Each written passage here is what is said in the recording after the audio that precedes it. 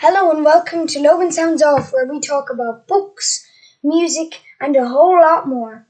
I'm your host, Logan Kelly. So we'll get started. Ricky, for those who don't know about you, could you tell us a little bit about yourself? What would you like to know? Would you like to know about me, or would you like to know about the podcast I do? What would you like to know? A little bit of both. Okay, well, I am a podcaster. That seems to be my actual title, my job designation as it stands just now. Started my first podcast, my only podcast, coming up for nearly 4 years now, 3.5 years I think it is, and it's to do with watches. That sounds kind of boring to most people, but when you get into any kind of hobby, once you get past and pull back the layers of the onion, you start to find what makes it interesting to a whole load of people. And when it comes to watches, I just love mechanical things. I'm into motorcycles, I'm into technology, I'm into cars.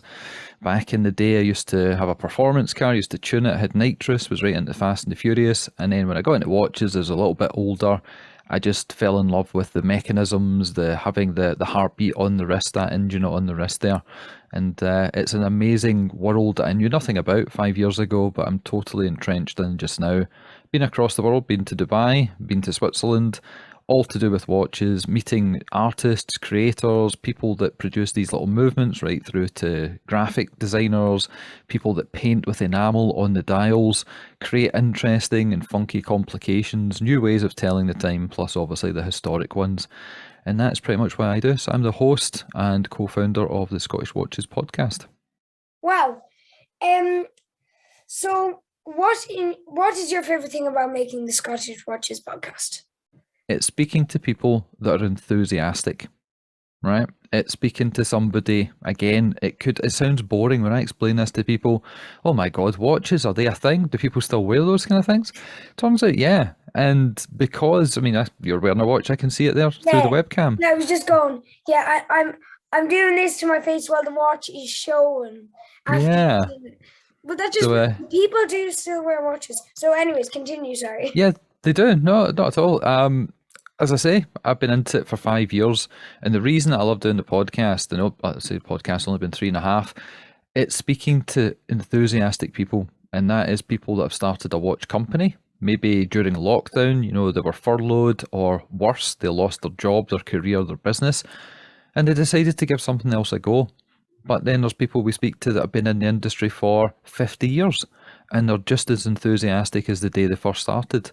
There's a gentleman that's probably most well known currently in the watch industry, a guy called Jean-Claude Biver, and he's been with so many brands throughout the decades. He's reinvigorated the watch industry multiple times, brought back many dead brands to the forefront, and he is still as keen in his 70s as he was in his 20s and 30s. So it's speaking to people that are super enthusiastic about what they do, and it doesn't matter if they're young. They could be a guy that's 18 years of age that's just starting out, or it could be somebody in their 70s. Wow. Well, that is probably one of the best answers you could ever give. Apart from watches, what are your other hobbies? Oh, right. Well, I did allude to it slightly earlier. Cars, motorcycles, music, technology, stuff like that. So when I was a kid, I was into tech, and that was obviously well before the internet was popular. That was in the 90s. So I dicked around with computers, did programming, did graphic design work, moved into DJing, moved into cars once I could get my license and bought my first car. Started a car magazine similar to Max Power, Fast Car Magazine. Those are things that you will know nothing about, but your dad will be able to tell you about it after we finish recording. And then it went from there, moved into events management, ran car shows for people that would tune, modify, add sound systems. And then it's kind of come full circle into motorcycles more recently, and then obviously watches. And I still have a hand in all those things. I like retro video games, I enjoy Marvel movies, science fiction, right the way through. So I've got a very wide and varied interest level, and I keep them all kind of going, because you never want to go 100% into the one thing, because then you can become bored of it and fall out of love. So I like to have a lot of plates spinning with my hobbies and interests. Wow. As you know, I am 10. What did you do when you were 10? What did you want to do when you were 10? So what school level are you at? Is it pri? I don't know what the designations are over there. Is it primary 1 to 7 over there? We have that. Uh, you've got juniors from senior and first to sixth class. That's primary school. Then you've got first year to sixth year, which is secondary school, and then in the middle of the 6 years in secondary school, there's transmission year, which is optional, and then you've got college. So I'm in primary school in fourth class. So you're in primary 4. Just trying to think what I was Yeah. doing in primary 4, what I was thinking about. That is a good question. I had no idea. Back then, I liked football, and I grew out of that pretty quick. So I had the stupid ideas, as most kids probably had, that they wanted to become a professional footballer because it looked like a lot of fun.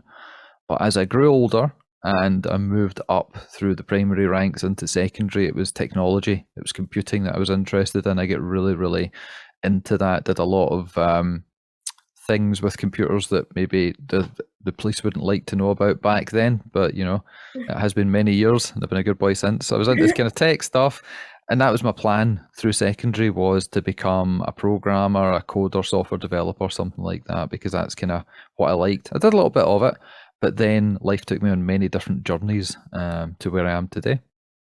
Well, as you know, this podcast is mainly about music and books. Have you ever had a favorite genre, and what Scottish bands would you recommend?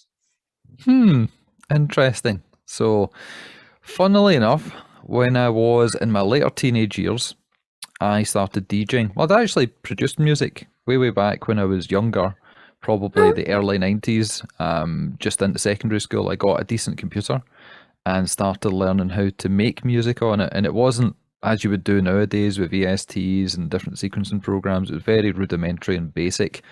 But I learned using 4-channel mod tracking software, a bit like Octamed or Pro Tracker on the Amiga. I did things on the PC with Scream Tracker, Impulse Tracker, and I did music creation there. Had you could call it a band, and we did actually go to events and played basic electronic music at a very fast BPM, which was good. Then I moved into DJing when I was 16, 17, did the nightclub scene here in Scotland, gave it up for a little bit, and then probably around about 2009 to 2012, I get back into music, and I was actually DJing with some decent sized stars, like Armin van Buuren, Sash, Fragma, Entrance, some of the sort of old school classic dance acts that were kicking around in the UK.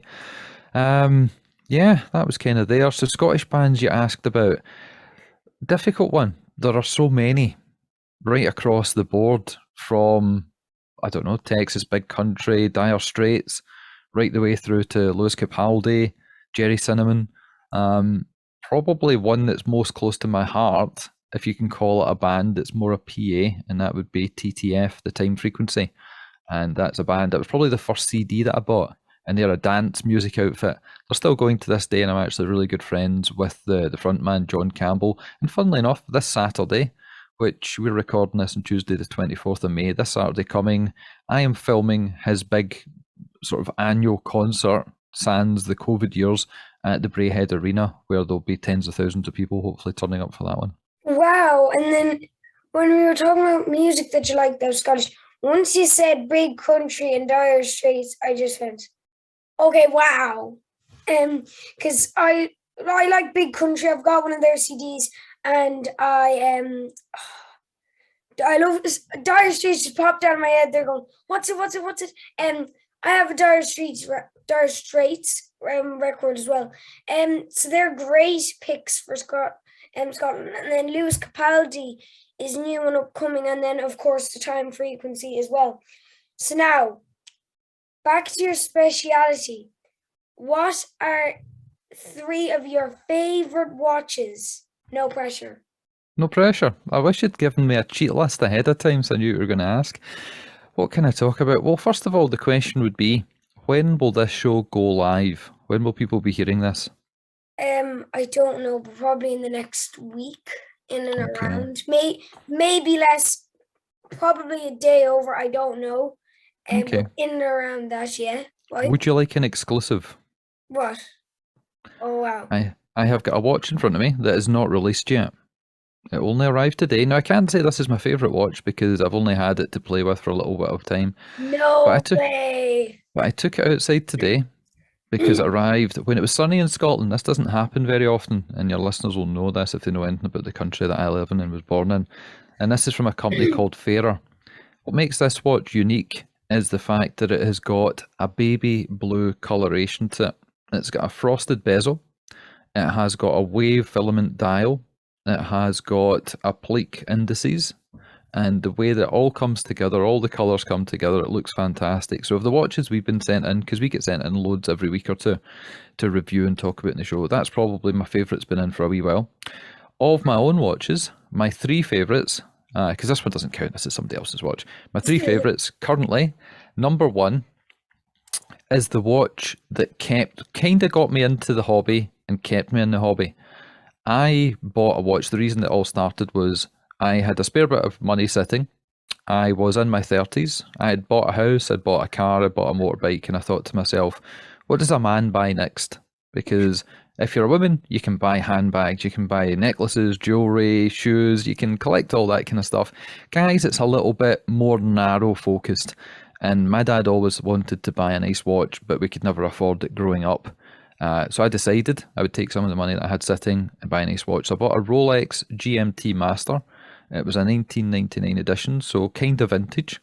And the reason I got into the hobby was I bought the watch, took it home, and it didn't work right. Now, instead of just taking it back to the shop and saying, I want my money back, this isn't right, I thought, well, I'm kind of mechanically minded. I'm sure I can get to the bottom of this myself. So I went on the internet, used Google, and then found this ecosystem of people that were interested in watches that talked about them in a very passionate way. And I started to find out what was wrong with mine. It needed to go back. It could have been repaired, but you know, when you're spending a lot of money on something, you want it to be right first time. You don't want it going back and forward. But my interest had been piqued. I started to learn, and that watch did go back. And the watch I ended up with was a newer model of the same watch, which is the Rolex GMT Master 2. And it's known affectionately as the Batman because it has got blue and black colours, a bit like the Batman in the original comics. That's one of my favourite watches, probably my favourite watch. I've had it for over 5 years, would never sell it, even though it has dramatically increased in value. That's not the whole point of watches, but it is a nice side benefit. So that's number one. Number two is another blue watch, funnily enough. It's my favourite colour. A bit like your bedroom that I can see in the background. There's a lot of blue going on there. Blue everywhere. We got a lot of blue in this interview. Oh, there definitely is. It's the second one is called the Tourbillon 1. It's from a brand called Orage. They're based out of Switzerland, BLBN. And over the past few years, I've grown very fond of the brand and the people that run it because they're very down to earth. They're a bit like us, a bit like the Scots, a bit like the Irish. They just love the banter. They're right into it. They don't have any airs and graces. It's all about having fun. That'd be my second choice. And my number three is not a blue watch. It's a red watch. It's actually called let me think, how do I call this? It's the Mad 1 Red Edition. Limited edition, released just a couple of months ago there from a company called MB&F. And they're predominantly known for creating very, very expensive watches. We're talking the price of a house type watches. You know, £100,000 is not not to be sneezed at. That's roughly where they're sort of pegging their watches. Thankfully, the one I got does not cost anywhere near that. The reason it was created was that the guy that runs MB&F, Max Busser, because MB&F stands for Max Busser and Friends, he noticed that the people that work for him perhaps couldn't afford £100,000 on a watch, and his friends and his associates, they couldn't really stretch to that. So he created a watch that was around about the £3,000 mark, £2,000, £3,000 mark. Still a hell of a lot of money, but a lot less than 100,000. So he released that in very limited numbers. I got mine roughly 3 weeks, a month ago, and it's pretty much not been off my wrist because it is pretty fantastic. And if you like, I know the listeners can't see this, but they can obviously check your show notes or they can Google for it. If you give me 1 second, actually, I can go. We put up videos on YouTube, so they will be able to see this. Oh, right, okay. In that case, would you like me to go and get the watch and show you? Of course, of course. Right, and you'll edit this little bit out, will you? Yes, we'll have this. We'll have this gone. Excellent. 2 seconds. Yep. So this one here is called the Mad 1. Oh my! Right. So intricate in design. Wow. And if I am to give it a little bit of a shake, you can see the front of it starts to spin. That's beautiful. So the way this works is usually the front of the watch is where you tell the time. And that spinning thing, when I do that, that's the rotor. That winds up the mainspring. That's what powers the actual mechanism inside. So it doesn't use a battery, doesn't use a dynamo or an alternator style arrangement. This basically winds up a mainspring that holds the power and releases it slowly across the course of a day or two. And the way you tell the time is not from the front, it's from down here. And it is difficult to see on the webcam, and I haven't set the time, so don't try and read the time from it. But basically, the top number is there. So I think that says 10. And then the number below it, which, let me just quickly look at it. Yeah, it says 15. So the time there, where little dash is in the center, is 10:15, if this was obviously showing the correct time. And it's so much easier to read, and I'll show you why. Because when you're usually wearing a watch, as you are just now, you have to look down and twist your wrist a little bit. So if you're in a meeting or you're with somebody and you're getting a little bit bored and you're checking the time, you have to kind of do this and look. And even if you're careful, you can still be spotted as checking your watch to see if it's time to go yet. Whereas when the watch has got the time on the side, you just have to have your hand normally and you just look down and you can see the time. So you don't have to do that. So it's easier. You just be leaning and you'd be looking. Yeah, that's very smart. It is. It's a smooth move. I bet you the man who made that was in a lot of meetings. Yeah. Oh, he is. He is. But no, Max is a great guy. Got to meet him once already, and I've spoken to him multiple times. I've interviewed him on my own podcast, I think 2 or 3 times. And for a man that works with such high-level equipment, intricate mechanisms, and the clientele that are millionaires and billionaires, he's so down to earth. It's just another reason why I love dealing with people within this industry and this community, because they're so approachable. Wow. Have you got any tips for YouTubers or podcasters? Yeah, sound is everything. So one of the big things that we talk about on our show, we actually try and help people that are looking to create themselves. So we have on fantastic professional photographers. I'm a professional photographer. I forgot to tell you that. I also used to do wedding photography as well. So I've done everything. There's nothing I've not done. I've had a wide and varied career path. But even though I know how to operate a camera, there's always somebody that is at a different level to you, and we're always learning. So we've had on some amazing creators, photographers, or even more recently we had somebody on to talk about audio, because that is the forgotten part of it. You can have the best looking video in the world, but if your audio is subpar, people don't want to listen. They want to kind of tune out and go somewhere else. So my main thing is get your audio down correctly. Also, if you're podcasting, learn how to speak properly. Slow down what you're saying. Watch out for saying things like and ah and you know, crutch words that you bring into conversations. That's something we find with guests all the time.